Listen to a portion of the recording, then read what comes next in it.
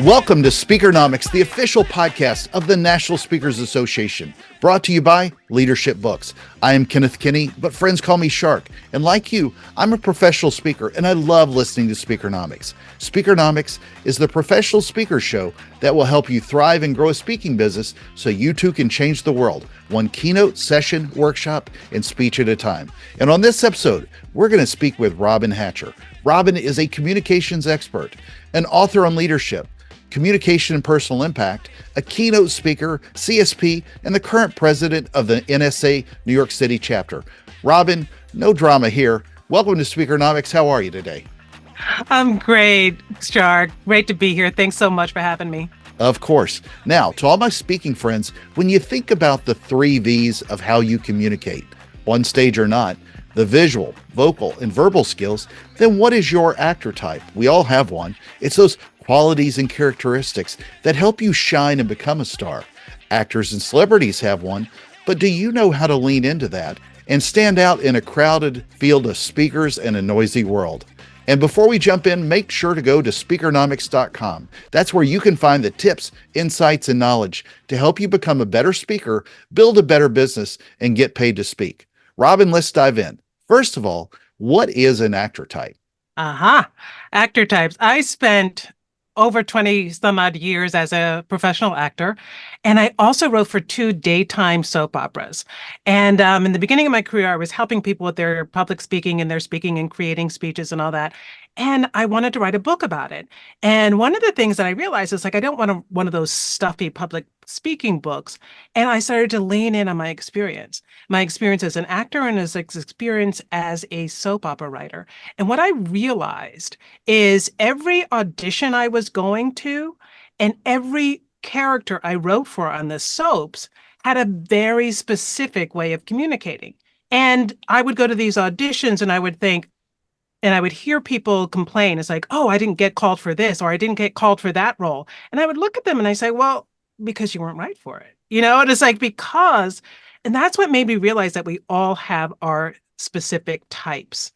And when I'm writing for the soaps, I could not write one line for the ingenue, for instance, same line I wrote for the ingenue as the same line I wrote for a villain. So we all have our types. And so when I went to go write my book, I realized, we all have actor types. Let's name them. So your actor types are those types that you show up as naturally, authentically.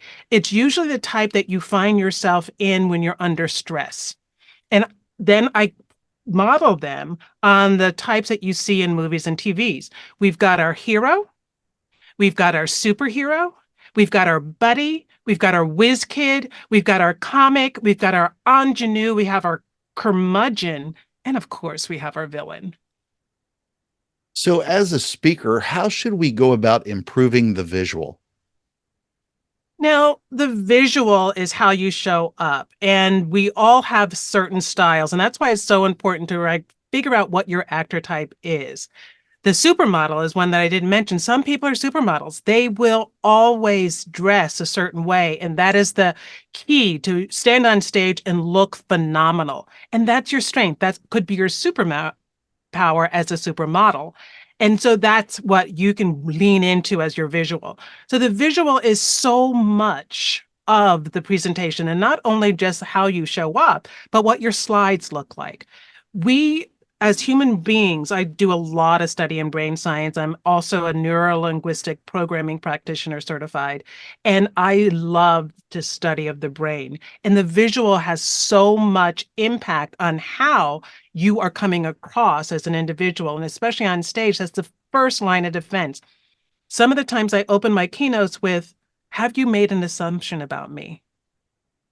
And the trick is everyone's hand should go up when I ask that question, because our brain is wired to make immediate snap judgment or assumption about what we are seeing. Our brain looks at us and says, is that person going to help us or is that person going to hurt us? And that it happens in 1/5 of a second.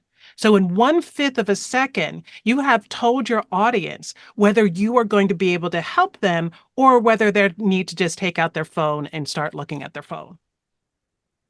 Yeah, I was just going to say if I'd had a nickel for every time somebody had accused me for looking like a supermodel on stage, I would have no nickels whatsoever.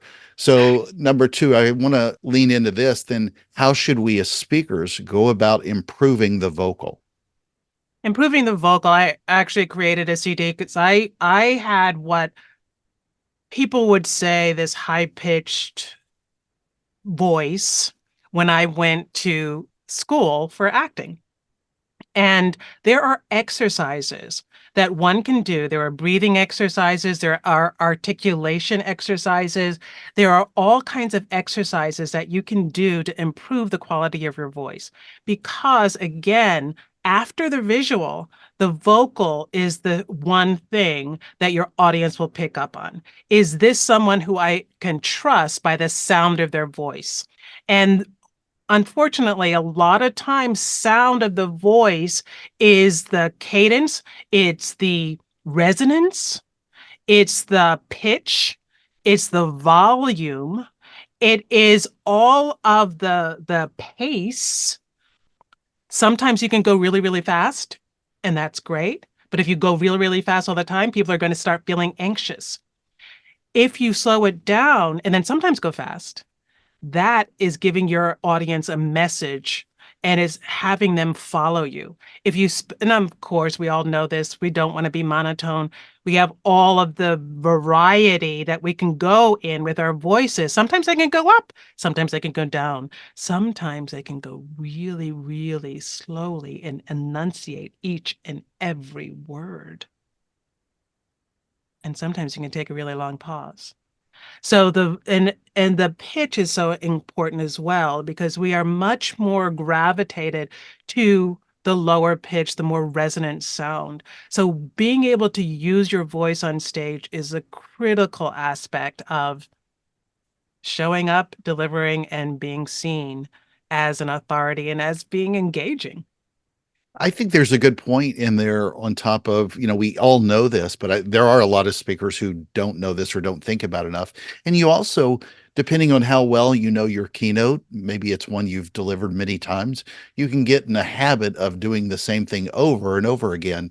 And you go through the motions without thinking about the beats and the tonality and all those kind of things. So I love the reminder of it because I think it's something we can all continue to work on.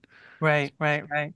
So finally, then how do we go about improving the verbal? Now, the verbal is, of course, what you say, and it's so impactful in making an impact. The verbal, of course, is the words you say, and it has a huge impact on everything. That's your message. The interesting thing is when you know your actor type, that is going to inform all three of the V's. It's going to inform how you show up, what you wear. It's going to inform how you use your voice. And it's definitely going to inform the word choices and the content that you use. So when we're thinking about the verbal, we want to make sure that it is consistent with everything else. If I come out as a supermodel and I start spouting all of these statistics, that it may not be very consistent with who it is I am and how it is that I'm showing up. But the thing that I really want to lean into around this, Shark, is that we are our specific types. However, our audiences are also specific types. So they are going to take in information differently depending on what type they are. So it's very important when you create your verbal is to find out how to touch everybody in that type, everybody who's in that audience. And so for instance, when I'm talking about like so many speakers will tell you what goes into your intro, and what goes in your intro is sometimes a personal story. I know Karen McCullough calls it your empathy story. That is something that's going to touch the heart of the buddy types that are in your audience. When you come out with some dynamism, when you have that dynamic presence, when you are just like really happy to see them and have all that charisma, that's going to appeal to the hero audience type. And so your message there, and then you have to show your credentials. You have to talk about why you are the one to talk about this topic. What is your background? What is your education? All of that. That's going to appeal to the whiz kids in the audience. And what we hear over and over again is people want action items at the end of their keynotes. A lot of times we were all about the hero. Most of years ago, most of the keynotes were about the hero on the stage and just showing how brilliant and wonderful and charismatic we were. And now you hear from meeting planners that we want action items that people can take away. Those action items are items that are appealing to the superhero in the audience. So your verbal is going to be shaped around all of the needs of your audiences, which have all of those needs of the actor types. Does that make sense? It makes perfect sense. It's fantastic. 25 years ago, Cigar Peg started as an idea to combine networking with philanthropy. As of today, we have raised over $865,000 for charity. As we celebrate our 25th anniversary, we invite you to be part of this extraordinary legacy. Experience the power of connection, the joy of giving, and the strength of community.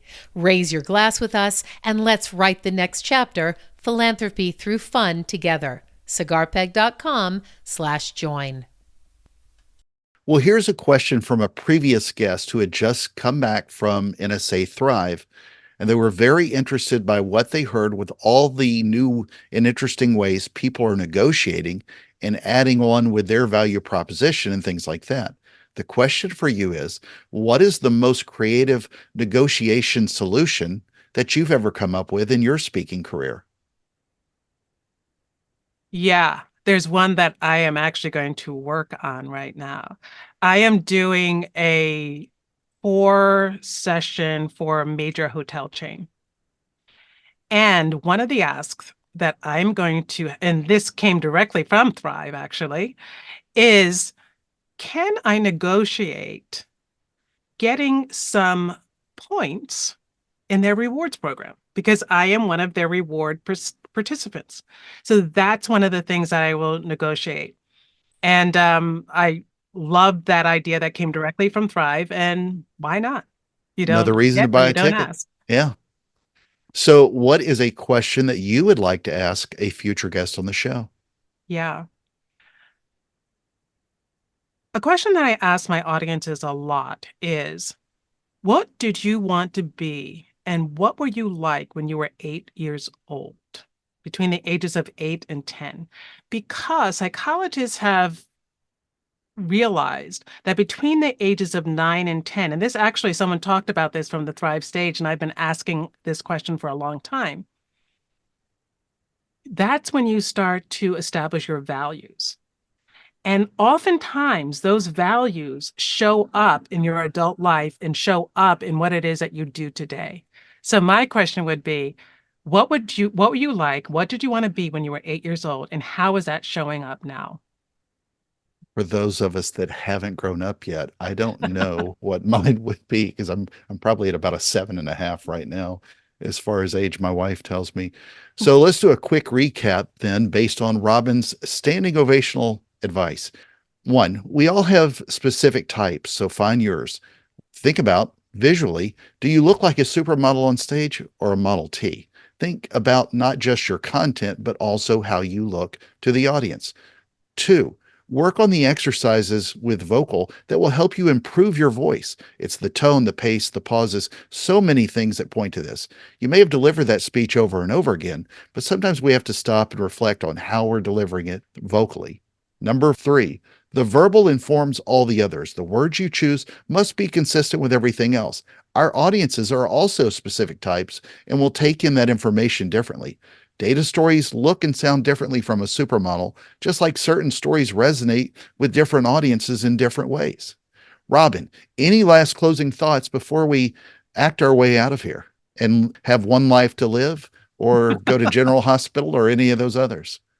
Yes, the 3 V's are extremely important. And I talk about also the 4th V, which is value.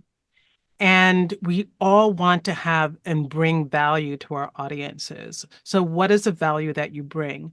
The other thing that I want to establish is, yes, I talk about the actor types, and it's very important to know what yours is, but you can also borrow from other types, because being authentic is not effective all the time.